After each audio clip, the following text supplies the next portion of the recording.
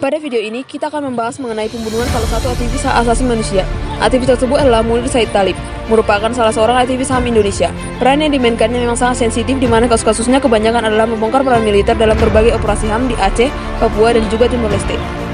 Juga aktif mendirikan serta bergabung dalam berbagai organisasi. Bahkan, ia juga membantu pemerintah dalam tim investigasi dan tim penyusunan rancangan undang-undang.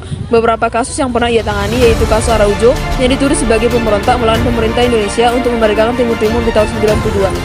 Kasus Marsina yaitu seorang aktivis buruh yang dibunuh oleh militer pada tahun 94. Menjadi penasihat hukum warga Depok Madura dalam kasus pembunuhan petani-petani oleh militer tahun 93.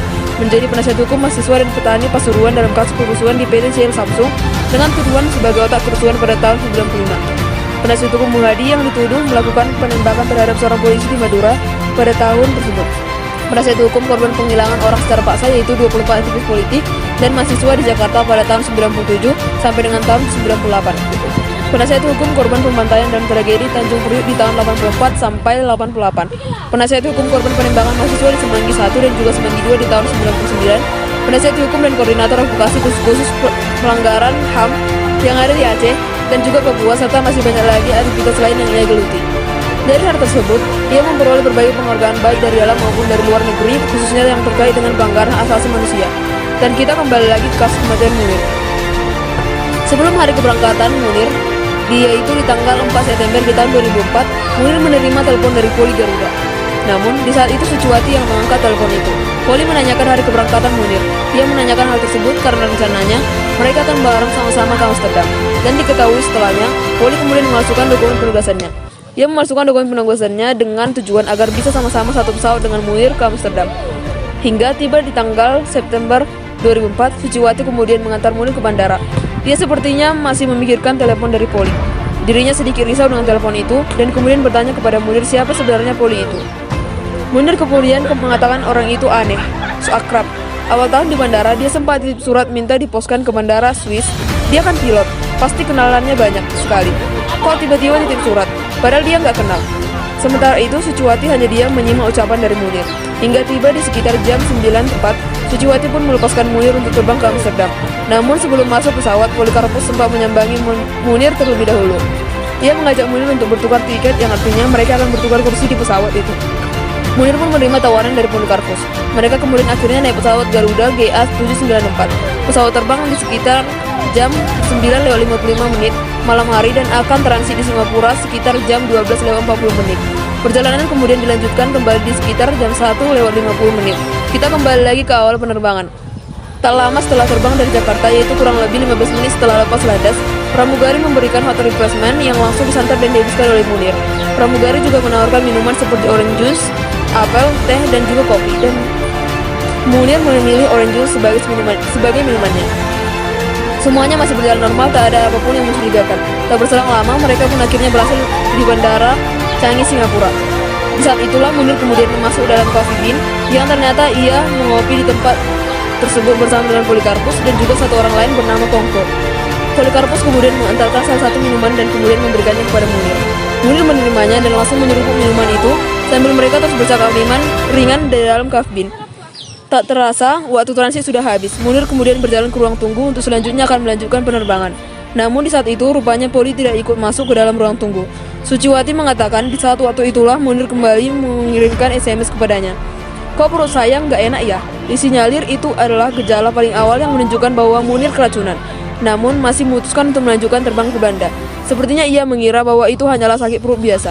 Munir kemudian masuk ke dalam pesawat. Namun kali ini, ia kembali ke tempat semula sesuai tiket awal dan baru berselang beberapa menit setelah lepas landas, sakit perut semakin menjadi-jadi. Menurut awak pesawat, di saat Munir sempat meminta obat sakit mak, Munir juga terlihat balik ke toilet sambil terus memegangi perutnya. Lama-kelamaan, kondisinya justru semakin memburuk. Beberapa kali ia mengalami muntaber. Di saat itulah Wakafin pun kemudian membangunkan Dr. Tarmizi.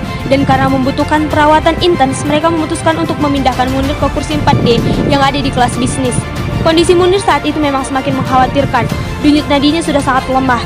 Ia bahkan sudah tak mampu berbicara saat Dr. Tarmizi menanyakan sebuah pertanyaan. Munir hanya tertunduk diam dengan tangan terlipat di depan perut.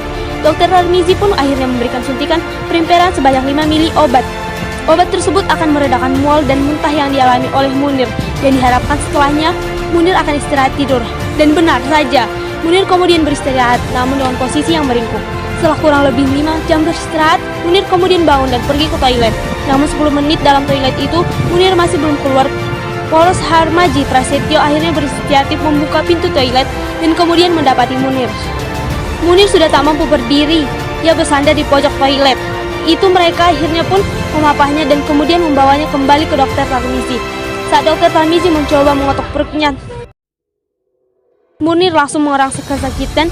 Dengan segala keterbatasan alat medis dalam pesawat itu, dokter Tarmizi pun menyuntikkan obat diazepam, yaitu obat menenang untuk mengatasi kejang dan juga gangguan kecemasan.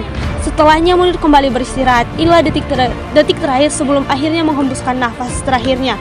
Munir masih sempat mengacungkan jempol ketika awak meminta izin untuk salat dan juga menyiapkan sarapan ketika mereka kembali untuk mengecek Munir.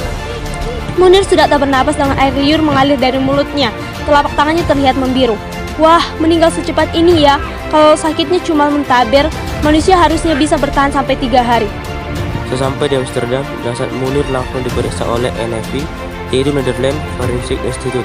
Dan dari hasil pemeriksaan, tidak ada tanda-tanda alkohol, tidak ada juga tanda-tanda reaksi alergi. Namun, dalam darahnya ditemukan konsentrasi arsenik yang tinggi.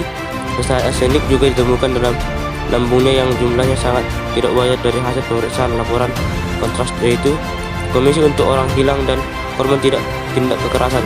Mereka mengatakan bahwa Munir jelas keracunan arsenik. Pertanyaannya adalah siapa yang memberikan racun tersebut kepada Munir? Dari perkembangan kasus yang ditangani oleh Mabes Polri, Polikarpus Idahari Prianto dinyatakan sebagai pelaku pembunuhan. Dia dituduh menuangkan racun tersebut ke dalam kopi yang diberikan kepada Munir. Namun, tuduhan lainnya juga mengatakan bahwa racun itu dituangkan dalam mie goreng yang Munir makan.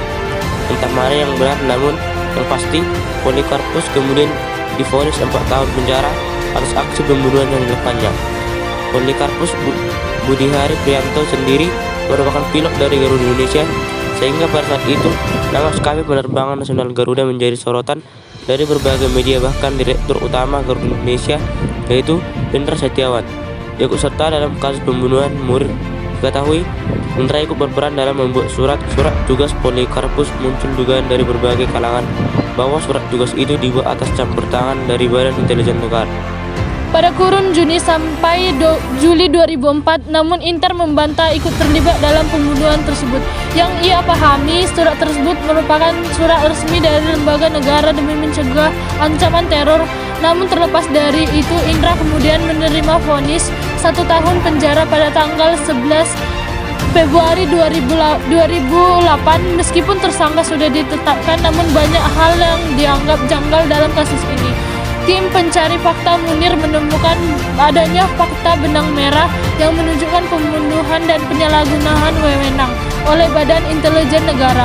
Bahkan disebut-sebut sang kepalanya itu Hendri Poyono ikut terlibat dalam pembunuhan tersebut, sehingga banyak kalangan menilai bahwa dalang sebenarnya masih berkeliaran dan Polikarpus dianggap banyak digunakan sebagai fasilitator dalam pembunuhan tersebut. Namun di tanggal 29 Juli 2008 dalam wawancara dengan CNN Indonesia, Polikarpus kembali menegaskan bahwa dirinya termasuk korban dan ia hanya dikambing hitamkan dalam kasus ini. Dalam lipatan tersebut juga banyak sekali kejanggalan yang dijelaskan, termasuk fakta-fakta dalam persidangan. Yang juga menjadi kejanggalan adalah proses rekonstruksi di mana media tidak boleh meliput rekonstruksi tersebut. Alasannya semata-mata demi kelancaran rekonstruksi. Perkembangan paling dekat dengan penangkapan dalangnya adalah pada Juli 2008, di mana Maijen Purnawirawan Mahdi Purwo Pranjono ditangkap dengan dugaan kuat bahwa dia adalah otak dari pembunuhan Munir. Beragam bukti kuat dan kesaksian mengarah kepadanya. Namun pada 31 Desember 2008, dia kemudian divonis bebas. Vonis ini dianggap sangat kontroversial dan banyak sekali aktivis HAM yang mengecamnya. Dan lagi kasus ini seperti kembali ke jalan buntu. Ini adalah pembahasan kami mengenai pembunuhan Munir. Kami dari kelompok 1, Meilin, Elsa, Agatia, Jody, Arko, dan Ricky mengucapkan terima kasih.